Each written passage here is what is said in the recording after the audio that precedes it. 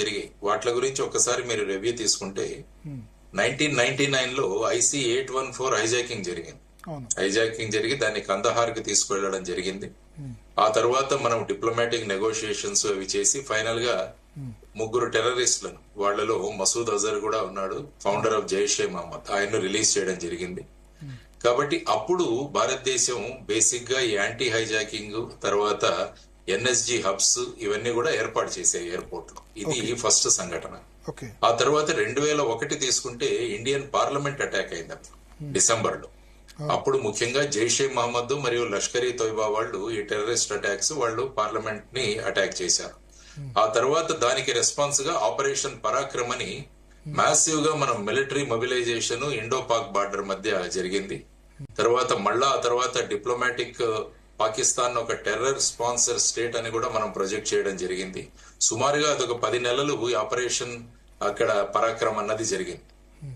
So దాంతో ఏమైందంటే final గా పాకిస్తాన్ అన్నది ఒక టెర్రర్ ఇన్ఫ్రాస్ట్రక్చర్ ప్రమోట్ చేస్తోంది, టెర్రరిజం ప్రధానంగా ఉన్న దేశం అని చెప్పి మొత్తం ఇంటర్నేషనల్ లెవెల్లో కూడా ఇండియా ఎక్స్పోజ్ చేయగలిగింది. ఆ తర్వాత జరిగింది 2008వ సంవత్సరంలో ముంబైలో జరిగిన అటాక్స్. ఇక్కడ ముఖ్యంగా లష్కర్-ఈ తైబా టెర్రరిస్టులు వాళ్ళు సుమారుగా 166 మందిని పొట్టన పెట్టుకున్నారు ఆ సందర్భం. అప్పుడు మేజర్ గా డిప్లొమాటిక్ ఐసోలేషన్ చేయాలి పాకిస్తాన్ అన్న ఎఫర్ట్స్ జరిగాయి. తర్వాత ఆ విధంగా మనం చూసుకున్నాము. తర్వాత zero tolerance towards counter terrorism అన్న డాక్టరీన్ తో మనం ముందుకు వెళ్ళాం. ఆ తర్వాత 2016లో పఠాన్కోట్ ఎయిర్ బేస్ లో ఒక అటాక్ జరిగింది. అక్కడ కూడా సుమారుగా ఒక చాలా మందిని పోగొట్టుకున్నాం. ఇండియన్ ఎయిర్ ఫోర్స్ బేస్ చేశారు. ఆ తర్వాత 2016లో ఊరి అటాక్ జరిగింది. అక్కడ 19 మంది ఇండియన్ సోల్జర్స్ ని వాళ్ళు చంపడం జరిగింది. ఆ తర్వాత సర్జికల్ స్ట్రైక్ చేసి లైన్ ఆఫ్ కంట్రోల్ ఏదైతే ఉందో ఆ టెర్రర్ లాంచ్ ప్యాడ్స్ ఏవైతే ఉన్నాయో 5 టెర్రర్ లాంచ్ ప్యాడ్స్ ని అప్పుడు సమాప్తం చేయడం జరిగింది, విధ్వంసం చేయడం జరిగింది. ఆ తర్వాత 2019లో పుల్వామా అటాక్. ఇందులో సుమారుగా 40 మంది CRPF పర్సనల్స్ అక్కడ ప్రాణాలను కోల్పోయారు. ఆ సందర్భంగా బాలాకోట్ లో మనం ఎయిర్ స్ట్రైక్స్ చేసి అక్కడ ఉన్న టెర్రర్ ట్రైనింగ్ సెంటర్స్ ఏవైతే ఉన్నాయో వాటన్నిటి మీద చర్యలు చేయడం జరిగింది. ఆ తరువాత ఆర్టికల్ 370ని అబ్రగేట్ చేశాం మనం 2019లో. తర్వాత జమ్మూ అండ్ కాశ్మీర్ ని ఇండియాలో కాన్స్టిట్యూషనల్లీ ఇంటిగ్రేట్ చేయడం జరిగింది. లేకుంటే జమ్మూ అండ్ కాశ్మీర్ వారికి విడిగా కాన్స్టిట్యూషన్ ఉండేది, విడిగా ఫ్లాగ్ ఉండేది. ఈ విధంగా ఆ తరువాత పుల్వామా తరువాత మేజర్ అటాక్ జరిగింది మీరు అన్నట్టు ఇప్పుడు 2025 ఈ పెహల్గామ్ ఇన్సిడెంట్.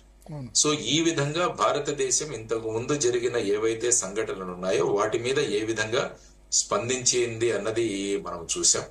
ఇప్పుడు మీరు అన్నట్టు ప్రధానంగా పాకిస్తాన్ ఒక ఫెయిల్డ్ స్టేట్. పాకిస్తాన్ వచ్చేసి ఒక ఫెయిల్డ్ స్టేట్. తర్వాత దాని ఉనికిని కూడా పోగొట్టుకుంది. ఏ దేశం కూడా పాకిస్తాన్ కు దగ్గరగా లేదు.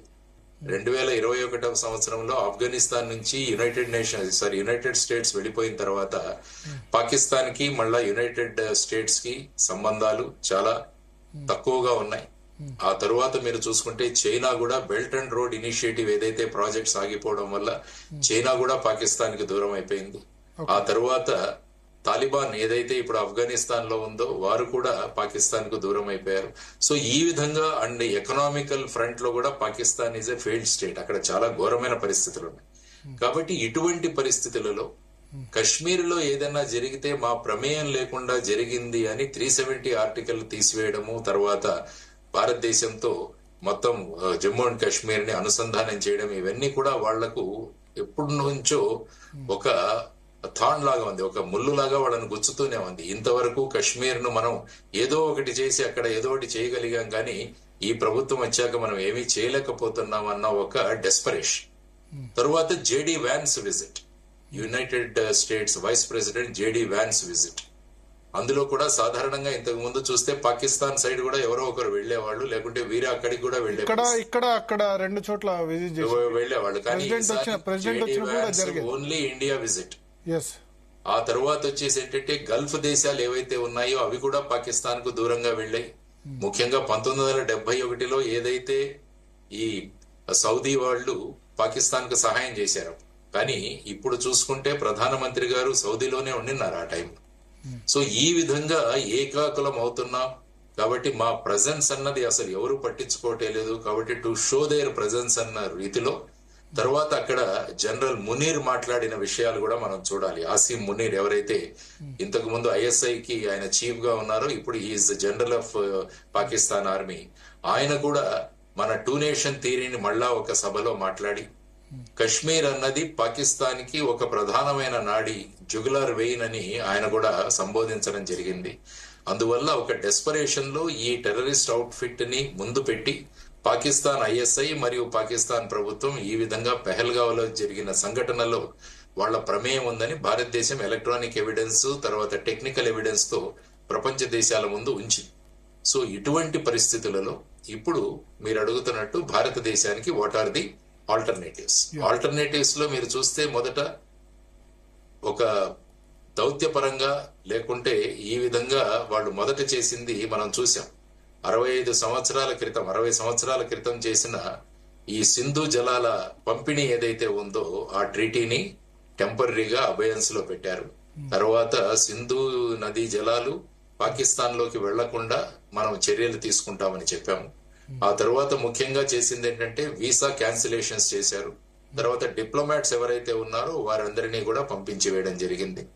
సో ఈ విధంగా అటారీ వాగా బార్డర్ కూడా క్రాస్ చేసి వాళ్ళు క్లోజ్ చేసేశారు. సో ఈ విధంగా చూసుకుంటే డిప్లొమాటిక్ మరియు ఎకనామిక్ మెషర్స్ లో ఈ పరిణామాలు.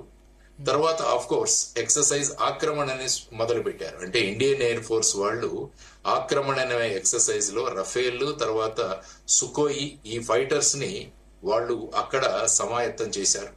ఆ తర్వాత నేవల్ డిప్లాయ్మెంట్స్ కూడా పెరిగాయి. మీరు ఒకసారి చూస్తే ఇండియన్ నేవీ వచ్చేసి air craft carrier INS Vikrant Pakistan కు మ్యారిటైమ్ బార్డర్స్ కు దగ్గరగా, దానితో పాటు మిగ్ 29K ఫైటర్స్ జెట్స్, తర్వాత ఐఎన్ఎస్ సూరత్, ఇవన్నీ కూడా ఆ డ్రిల్స్ అవన్నీ కూడా అక్కడ చేస్తున్నారు. ఆ తర్వాత మీరు చూసుకుంటే బార్డర్ లో కూడా స్మాల్ ఆర్మ్స్ తో ఈ మధ్య ఈ 2 రోజుల నుంచి ఎక్స్చేంజ్ ఆఫ్ ఫైర్ జరుగుతూనే ఉంది. సో ఈ విధంగా ఆ తర్వాత ఎవరైతే ఈ దుర్మార్గానికి పాల్పడ్డారో వాళ్ళ స్కెచెస్ రిలీజ్ చేశారు. తర్వాత వాళ్ళ ఇళ్లు ఏవైతే ఉన్నాయో వాట్లను క్రాక్ డౌన్ చేయడం జరిగింది. తర్వాత సుమారుగా ఒక 1500 మందిని ఎవరైతే ఈ మిలిటెంట్లు వీళ్లకు దగ్గరగా ఉన్నారో వాళ్ళందరినీ కూడా ఐడెంటిఫై చేయడం జరిగింది అన్నది ప్రధానంగా ఇంటర్నల్ సెక్యూరిటీ దిశగా జరుగుతున్నాయి. ఆ తరువాత ఇంటర్నేషనల్ లెవెల్లో అన్ని దేశాలు ఇక్కడ జరిగిన ఈ చర్య ఏదైతే ఉందో దాన్ని ఖండించారు.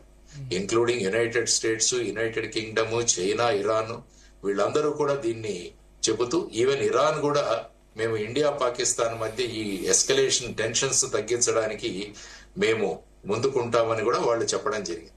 సో ఈ విధంగా చూసుకుంటూ పోతుంటే ఇప్పుడు ఏం చెయ్యొచ్చు అన్నది మనకున్న ముఖ్యమైనది. కాబట్టి టార్గెటెడ్ ఎయిర్ స్ట్రైక్స్ చేయాలా, ఏ విధంగా బాలాకోట్ లో మనం సర్జికల్ స్ట్రైక్స్ చేశాము, ఆ తరువాత టెర్రరిజం అన్నదాన్ని పాకిస్తాన్ లోంచి బయటికి తీసివేసే విధంగా ఈసారి చర్యలు ఇంటర్నేషనల్ కోఆపరేషన్ తో, ఆ తర్వాత ఎవరైతే టెర్రరిస్టులు అనేక సంవత్సరాల నుంచి పాకిస్తాన్ లో పాతుకుపోయి ఉన్నారో లైక్ దావూద్ ఇబ్రాహిం, మౌలానా మసూద్ అజర్, ఇలాంటి వాళ్లను బయటికి తీసుకొచ్చి మళ్ళా ఇండియాకు తెచ్చి వాళ్ళకి ఇక్కడున్న శిక్షలను అమలు చేయడమా, ఇవన్నీ. తర్వాత సైబర్ ఆపరేషన్స్ కూడా ఏమన్నా పెంచి తర్వాత వాళ్ళ టెర్రరిస్ట్ నెట్వర్క్ల్ని వాళ్ళ కమ్యూనికేషన్ ని కూడా డిస్టర్బ్ చేసే ప్రయత్నాలు. సో ఈ విధంగా భారతదేశం ముందు అనేక ఆప్షన్స్ ఉన్నాయి. ఎందుకంటే సమర్థవంతమైన నాయకత్వం ఉంది భారతదేశంలో.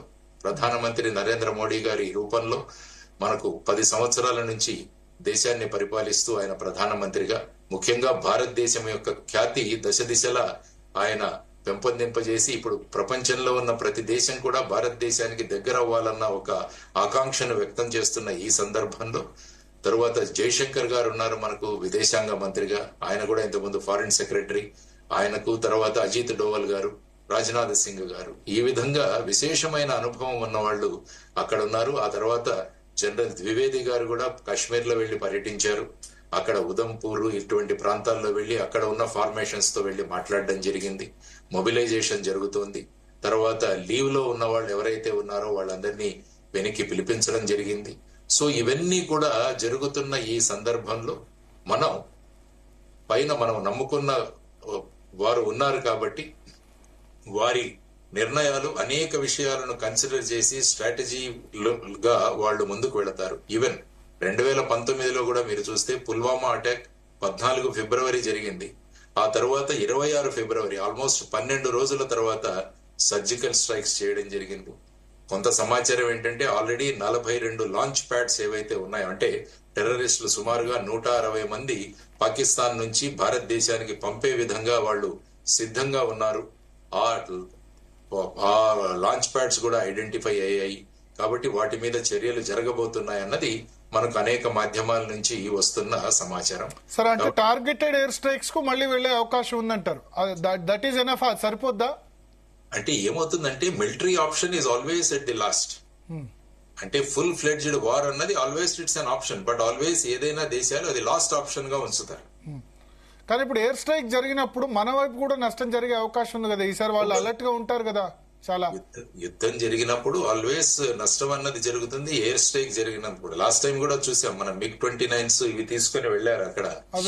అభినందన్ వర్ధమాన్ కూడా అక్కడ వాళ్ళు అటాక్ చేసిన తర్వాత తన ఫ్లైట్ నుంచి బయటకు వచ్చడం జరిగింది. ఆ తర్వాత అతన్ని క్యాప్చర్ చేసి ఆ తర్వాత మళ్ళా అతన్ని అప్పచెప్పడం జరిగింది. సో ఈ విధంగా ఈవెన్ లిమిటెడ్ ఎయిర్ స్ట్రైక్ జరిగినా కూడా ఈ రిస్క్స్ ఉంటాయి.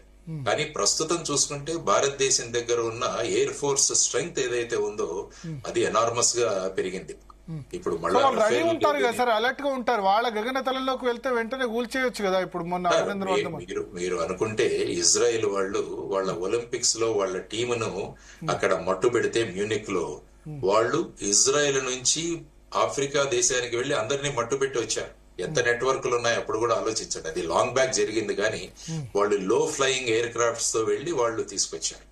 సో ఈ విధంగా మనం అనుకుంటే మనది వెల్ ట్రైన్డ్ ఎయిర్ ఫోర్స్. పాలస్తీనా వాళ్ళంతా ఎక్విప్డ్ కాదు, బట్ ఇక్కడ వీళ్ళు ఎక్విప్డ్ కదా. ఎక్విప్డ్ ఉన్నా కూడా మనం we're all more trained and more determined people. So ఆ విధంగా చూసుకుంటే ఎప్పుడైనా ఈవెన్ లిమిటెడ్ ఎయిర్ స్ట్రైక్స్ జరిగినా, ఫుల్ ఫ్లెడ్జ్డ్ వార్ జరిగినా కూడా క్యాజువాలిటీస్ రెండు సైడ్లు ఉంటాయి. ఆ ప్రిపరేషన్ తోనే మినిమం లాస్ తో మాక్సిమం ఇంపాక్ట్ ఎలా క్రియేట్ చేయాలన్నదే జనరల్ గా. తర్వాత ఇప్పుడు భారతదేశం చేస్తున్న విన్యాసాలు ఇవన్నీ చూసి సైకలాజికల్ గా కూడా పాకిస్తాన్ ని డౌన్ చేయడానికి ప్రయత్నాలు జరుగుతున్నాయి. దీన్ని సైవార్ అంటాం, సైకలాజికల్ వార్. సో ఆ విధమైన పరిస్థితులలో మరి పాకిస్తాన్ ను టోటల్ గా ఉన్న టెర్రరిస్టులు ఎవరైతే ఉన్నారో, ఉగ్రవాదులు ఎవరైతే ఉన్నారో వారందరినీ నిర్మూలించే ప్రయత్నంలో ముఖ్యంగా యునైటెడ్ స్టేట్స్ కూడా అనేక మంది ఫ్యూజిటివ్స్ ఇంకా పాకిస్తాన్ లో ఉన్నారు, ఒసామా బిన్ లాడెన్ తో పాటు ఉన్న మిగతా వాళ్ళు. సో వాళ్ళను కూడా తీసుకువచ్చే బాధ్యత యునైటెడ్ స్టేట్స్ మీద ఉంది. సో దాన్ని ఉపయోగించుకొని ఇప్పుడు మొత్తం ప్రపంచ దేశాలన్నీ కూడా ఉమ్మడిగా కనుక పాకిస్తాన్ నుంచి ఈ టెర్రర్ అవుట్ ఫిట్స్ ని, తర్వాత ఈ టెర్రర్ ని వెనకాల ఉండి నడిపే వాళ్ళని, ఇంక్లూడింగ్ ISI లో ఈ విధంగా వీళ్ళను ప్రోత్సహించే వాళ్ళని ఐడెంటిఫై చేసి ఎలిమినేషన్ లేదా వాళ్లను సరి అయిన దీనికి మనం చేయగలిగితే ఏమవుతుందంటే this is an opportunity to remove terrorism from Pakistan. కాబట్టి ఆ లిమిటెడ్ ఎయిర్ స్ట్రైక్స్ ఉంటాయా లేకుంటే ఏం జరుగుతుంది అన్నది కూడా ఫైనల్ గా it is left to the decision. పూర్తి స్థాయి వారికైతే వెళ్ళొద్దు. ఏమండి? పూర్తి స్థాయి యుద్ధానికైతే వెళ్ళొద్దు. అంటే ఏమవుతుందంటే పూర్తి స్థాయి యుద్ధానికి వెళ్లి ఎకనామిక్ పవర్ గా మనం ఎదుగుతున్న ఈ సమయంలో మన ఎకనామిక్ రిసోర్సెస్ చాలా అక్కడ పెట్టాల్సి వస్తుంది. ఆ తర్వాత ఏంటంటే వాళ్ళు చాలా తక్కువ ఖర్చుతో మనకి ఎక్కువ నష్టం చేయగలుగుతున్నారు. లక్ష్మీనారాయణ గారు, జిహాదీలు ఉగ్రవాదులు వాళ్ళు రూపాయి కాదు, వాళ్ళు ప్రాణాలకు తెగించి వచ్చి ఆత్మాహుతి దాడులు చేసుకుంటున్నారు. దానివల్ల వాళ్ళకి నష్టం లేదు. దానికోసం మన డిఫెన్స్ కోసం చాలా స్పెండ్ చేయాల్సి వస్తుంది. అవుతుంది, కరెక్టే. ఎందుకంటే పాకిస్తాన్ అన్నది ఎప్పుడూ కూడా మనతో ప్రత్యక్ష యుద్ధం చేయలేదు, అది పరోక్ష యుద్ధమే చేస్తుంటుంది.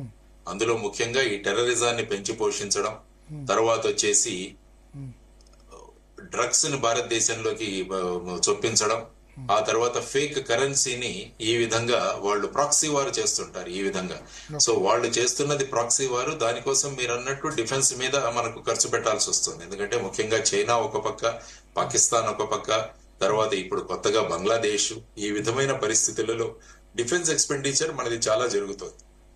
కాబట్టి ఏంటంటే ఫైనల్ గా మనం కన్క్లూడ్ చేయకుండా we have faith in our prime minister, our home minister, defense minister and external affairs minister and our national security agencies.